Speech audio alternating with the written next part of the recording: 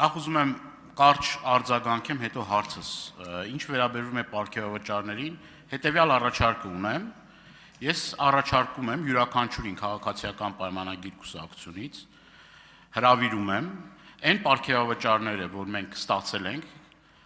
մենք ամբողջությամբ ուղղել ենք սոցիալական ծրագրերին, բայց ոչ թե կամերաների ներկայությամբ մի քանի կիլո կանֆետ գնում ենք եւ ընտանիքներին բաժանում ենք եւ PR-վելու խնդիր ունենք, այլ իրապես գետնի վրա գործ ենք անում։ Ես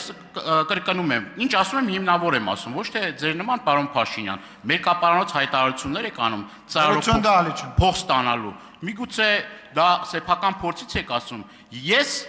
եւ իմ գործընկերները ծրարով փող երբեք չենք ստացել եւ չենք պատրաստվում ստանալ որևիցե մեկից։ Եվ ես իմ հարցին անդրադառ, իմ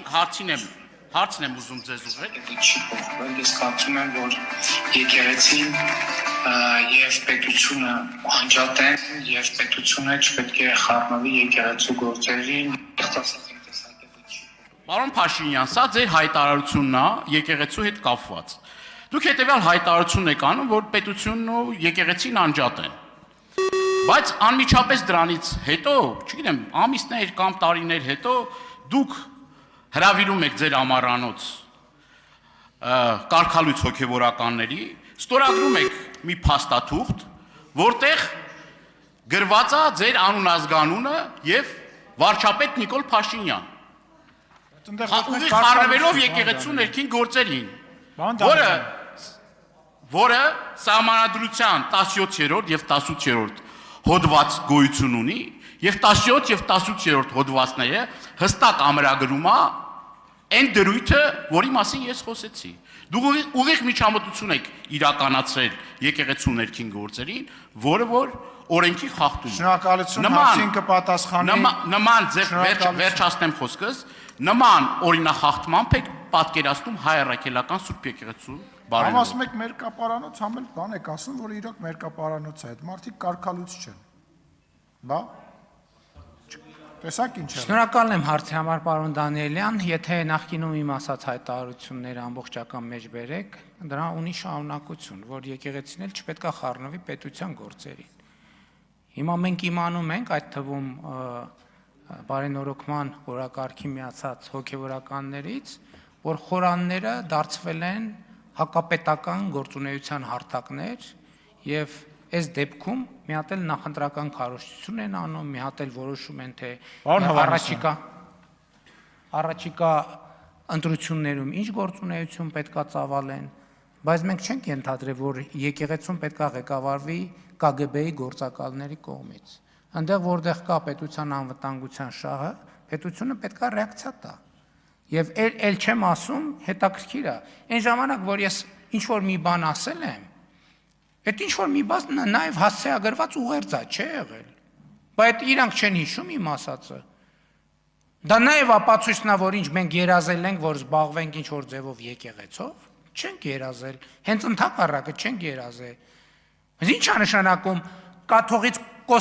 կոչվածը զոհված եղբայր ունեցող քահանային կանչի, ասի գնա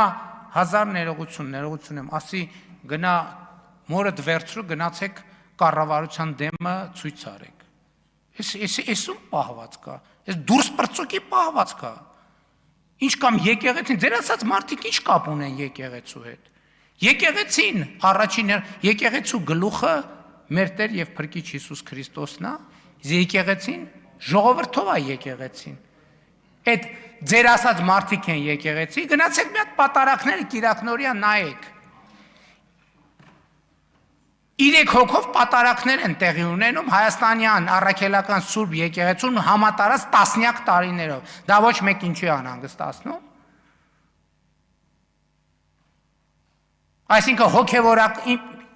հոգևորականները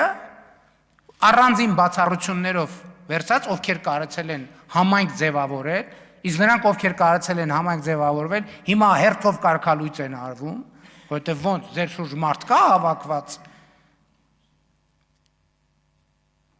Հայաստանի ժողովուրդը դուրս է մղված եկեղեցին։ Եկեղեցու իրական շահառուն ում համար եկեղեցին ստեղծված է, դուրս է մղված։ Ձեր ասած մարդիկ կապ չունեն եկեղեցու հետ։ Իրենք իրավունք չունեն եկեղեցու անունից խոսալ։ Իրավունք չունեն, որովհետև իրանք Հայաստանյա Առաքելացական Սուրբ եկեղեցու բոլոր կանոններով վաղուց իրանք հոգևորական չեն ընդհանրապես։ Եկեղեցու անունից հանդես գալու եւ ես ասել եմ ձեր նշած անձի ոչ մի որոշում չի ճանաչվելու Հայաստանի Հանրապետության կողմից։ Ոչ մի։ Հեն ոսկեպարի եկեղեցուց ինչ կա, դրան էլ անդրադարձեք։ Արձագանք։ Ասեք դրա մասին։ Իսկ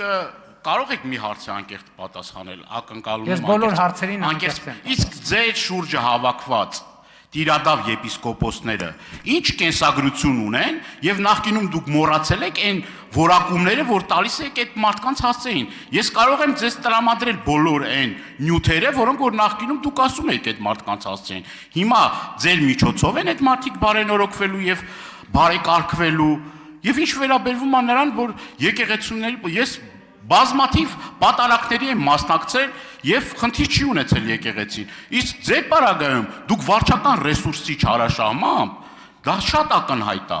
Դուք վարչական ռեսուրսի չարաշահմամբ մարդկանց տիպողաբար հիվանդանոցից հանելով, հիվանդանոցից հիվանդ մարդուն հիվանդանոցից հանելով բերում եք պատարակի։ Այս էլ ձեր շուրջ ձեր կողքը հավաքված եկեղեցականի իրական պատկերը ես ձեզ ցույց տամ։ Ուրեմն ես ասում եմ նա պիտի ընտրվի։ Արաբուտյան արդեն ոչնչացրեց Սուրբ ոգին իրեն։ Նույն պարլամենտում ոչնչացվեց եւ դա Աստծո հրաշքն է։ Այս հոգևորականն է ձեր շուրջը, պարոն Փաշինյան։ Այս հոգևորականը, որ ասում եք Վազգեն Սարգսյանի գնդակահարությունը, դա Աստծո հրաշք է։ Ձեր ուխտերթին է այս հոգևորականը մասնակցում։ Մեր պատարակներին չի մասնակցում, դուք խոսում եք բարենորոգումից։ Լուրջ եք ասում, սրա միջոցով եք բարեփոխումներ անելու, թե ձեր բնորոշմամբ Բենտլի Սամոյի։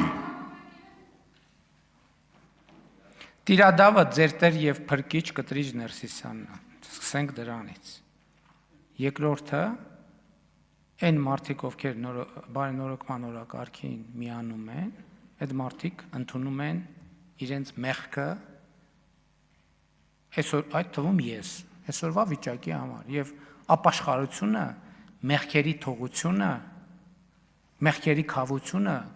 քրիստոնեության հենասյուներից մեկն է, հենասյուներից մեկը։ Եվ առանց դրա ընդհանրապես չկա քրիստոնեություն։ Գոյություն չի կարող գոյություն ունենալ քրիստոնյա։